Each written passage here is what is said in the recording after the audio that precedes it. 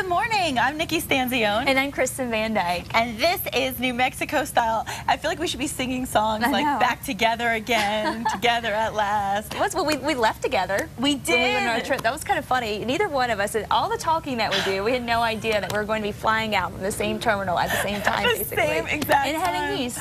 Isn't that funny? And then having problems getting to our destinations at the same time. Yeah, and let's send a shout out to all of our friends at the airport who work over at Sunport, who were so nice, who watched the show. We appreciate you watching. Yeah, we had a really good start. We did. To the trip. It started great. We both were leaving on time, out of the same terminal, like you said, and then things just went astray. They did. They went downhill. It took me 26 hours to get across the country, and then and because of weather, of course, and then you had some issues because of weather too. Yeah, I was going to New Jersey and I had a detour in Ohio. It was absolutely bizarre. My first leg was to Denver, and really the reason we're talking about this is not to vent about our problems, but to remind you why it might just be a good idea to stay in New Mexico when you want to take a vacation. Oh gosh, that's for sure. Oh my gosh. And home was beautiful. It was good to go back and see the water and everything, but I got eaten alive by mosquitoes. Mosquitoes, yes. Did you? Yes, it was so humid and my hair frizzed. Everywhere. Yeah, we had bad hair days too. I'm glad to have better hair days back again. But the mosquitoes,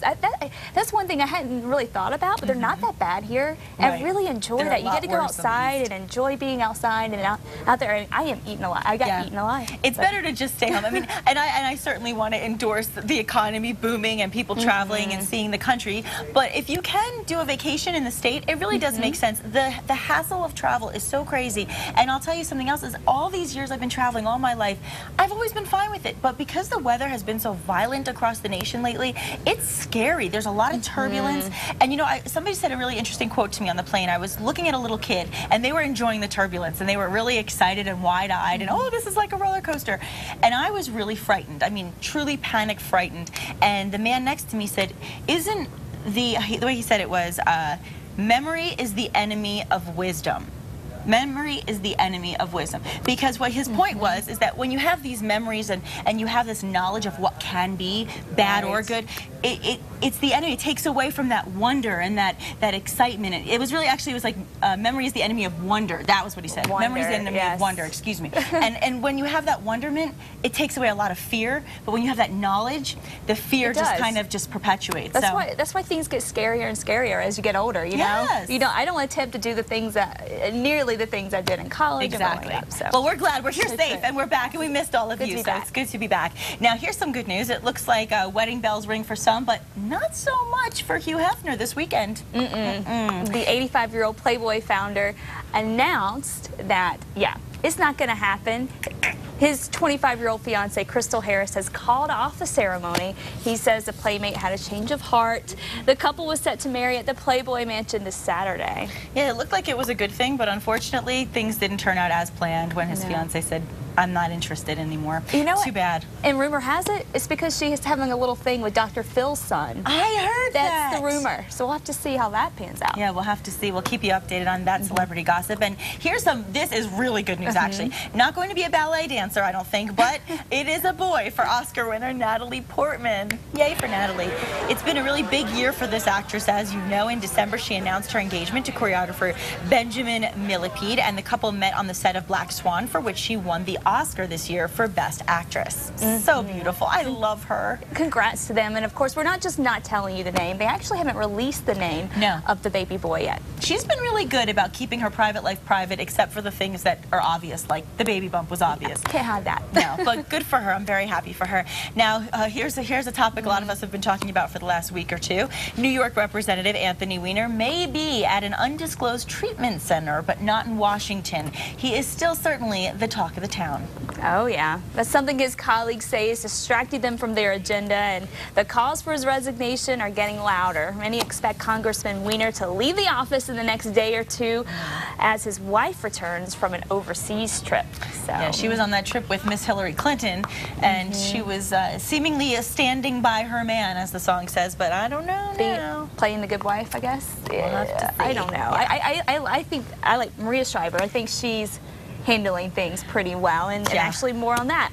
Apparently, Arnold Schwarzenegger's former housekeeper has broken her silence about having a child with the ex-governor, saying her son Joseph only learned about a year ago who his father was. Mildred Baina has kept a low profile since the revelations of her affair with the former California governor sparked a tabloid frenzy. It sure did. And in an interview published Tuesday by Hello magazine, Baina says the ex-governor's wife of 25 years, Maria Shriver, obviously, also grew suspicious as whispers circulated in the household over similarities between Joseph and her boss. People were seeing the resemblance. And Baina said Shriver finally asked, just point blank, if the boy was Schwarzenegger's son, and was so strong when faced with the truth. So, you know, she's a tough woman. She is. Good for her. I think she's doing.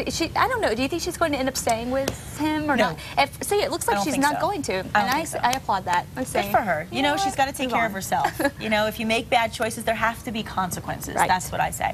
Now, consequences, of course, of the dry air. Just when firefighters thought that they had a handle on the track fire in Raton, winds kicked up and shifted the fire, forcing the residents in Yankee Canyon to evacuate. That's right. The fires burned an estimated 24,000 acres, but this morning crews say they have it 5% contained. Nonetheless, Interstate 25 remains closed from Raton to the Colorado border because of the smoke and air quality issues there as well. That's a big stretch of a freeway, you know, and evacuated residents and stranded travelers are urged to seek shelter at the Raton Convention Center. So please, you know, find that shelter. And meanwhile, 2 people are being questioned about an abandoned fire that may have started the largest fire in Arizona history. Yeah, now it is officially considered the largest fire in Arizona. The Wallow Fire has destroyed 732 square miles and is still threatening New Mexico. Crews have that fire only 18% contained, and you know, you hear that, you think, well, that's a lot better than when you and I were sitting here last week saying 0%, but at the same time, 2 weeks now, only 18%, that's scary. And you know what, and that may be good for now, because the winds there, unfortunately, are going back up again. There's no rain moving in, and you just have to think that the fire is probably going to expand again with the winds picking up for the next few days. Well, what's happening for us here in New Mexico? Well, let's take a look at the weather forecast.